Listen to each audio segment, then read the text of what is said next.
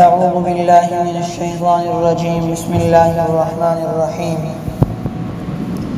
سورہ نحل رکوع نمبر 3 آیت نمبر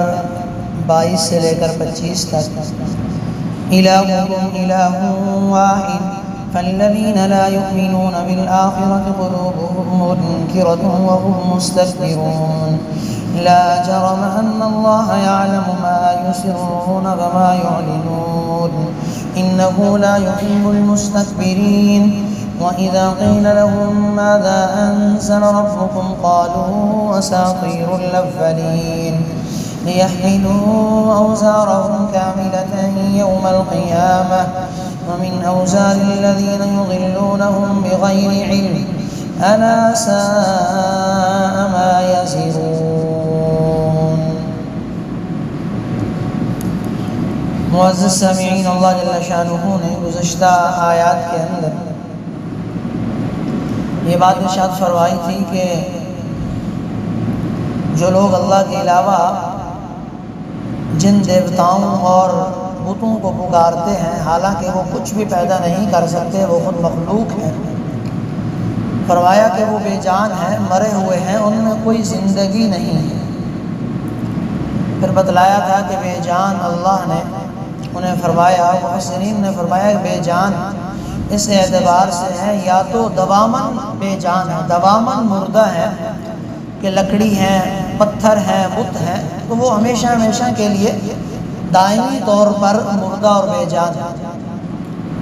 یا پھر وہ فی الحال مردے ہیں، یعنی انسان تھے، پھر ان کی عبادت ہوئی، پھر وہ مر گئے اور ابھی فی الحال مردہ ہے، یا پھر تیسری صورت ہر چیز انجام کے اعتبار سے مردہ ہے کہ ایک دن کائنات کا خاتمہ ہونا ہے، نظام عالم ختم ہو جائے گا تو کائنات اور اس میں موجود ساری چیزیں بھی ختم کر دی جائیں گی۔ تو اللہ نے فرمایا کہ جن چیزوں کی وہ لوگ عبادت کرتے تھے وہ بے جان، ان میں زندگی نہیں ہے، انہیں کچھ شعور نہیں ہے، اس بات کا بھی احساس نہیں ہے کہ ان لوگوں کو کب زندہ کر کے اٹھایا جائے۔ آج کے درس میں اللہ نے دوبارہ اپنی الوہیت کی طرف بلایا، الہکم الہ واحد، تمہارا معبود تو بس ایک ہی خدا ہے،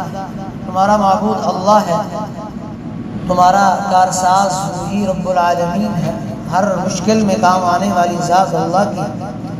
ہر تکلیف میں کام آنے والی ذات اللہ کی ہے۔ قرآن کریم میں اس کو کئی مرتبہ بتلایا گیا، بدیع السماوات والارض، زمینوں اور آسمانوں کا موجد اللہ، اس کائنات کو بنانے والے، اس نظام کو بنانے والے، اس کو چلانے والے، اس کے اندر سارے نظام عالم کو تدبیر و حکمت کے ساتھ چلانے کی قدرت اللہ کے پاس ہے۔ اللہ تعالی ہی ہر چیز کو جانتے ہیں، ہر چیز کو کرتے ہیں، لہذا فرمایا کہ وہ تمہارا رب اور معبود ہے، اور جو لوگ آخرت پر ایمان نہیں لاتے ان کے دل میں انکار پیوست ہو گیا ہے اور وہ گھمنڈ میں مبتلا ہے، غرور و تکبر میں، کہ آدمی کو اللہ تعالی نے ساری صفات دی ہوئی ہیں، سمجھ دی ہے، فہم دیا ہے، عقل دیا ہے، اس کے باوجود وہ مانتا نہیں ہے تو وہ متکبر ہے، وہ تکبر کرنے والا ہے، حق راستے کو دیکھ کر متکبر بن جاتا ہے۔ تکبر کی تعریف بھی یہی ہے کہ حق کو ٹھکرانا اور لوگوں کو حقیر سمجھنا، یہ تکبر کی تعریف ہے کہ لوگوں کو حقیر سمجھنا، انہیں اپنے سے کمتر سمجھنا اور حق کو ٹھکرا دینا۔ حق آپ کے پاس آ پہنچا، مشرکین مکہ یہی کرتے تھے، ایک تو رسول اللہ کی طرف سے آنے والے حق کو ٹھکراتے تھے، اور دوسرا یہ کہ نہ صرف حق ٹھکراتے تھے بلکہ اللہ کے رسول اور مسلمانوں کو حقیر کرتے تھے کہ یہ حقیر لوگ، اور بربلا اس کا اظہار بھی کرتے تھے کہ اگر آپ کو اللہ نے نبی بنانا ہوتا تو آپ سے پہلے بڑے طاقتور لوگ، ذہین لوگ، طاقتور گزرے ہیں، عرب کے اندر مال والے، دولت والے لوگ موجود ہیں، تو انہیں کیوں نبی نہیں بنایا گیا؟ آپ کے پاس نہ دنیا ہے، نہ دولت ہے، نہ عزت ہے، نہ شہرت ہے، تو آپ کمزور لوگ ہیں، اور کمزور نبی کیسے بن سکتے؟ تو اللہ تعالیٰ اس چیز کو ارشاد فرما رہے ہیں، الہکم الہ واحد، تمہارا معبود تو بس ایک ہی خدا ہے.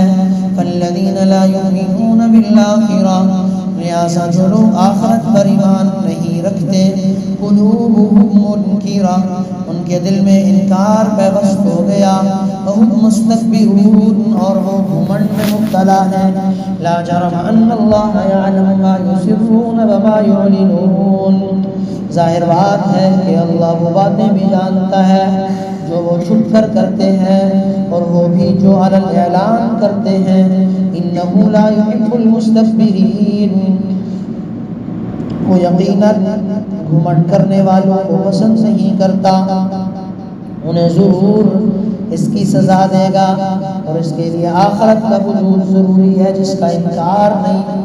متکبرین کو اللہ سخت ترین سزا دے گا. دنیا میں جتنے بھی روحانی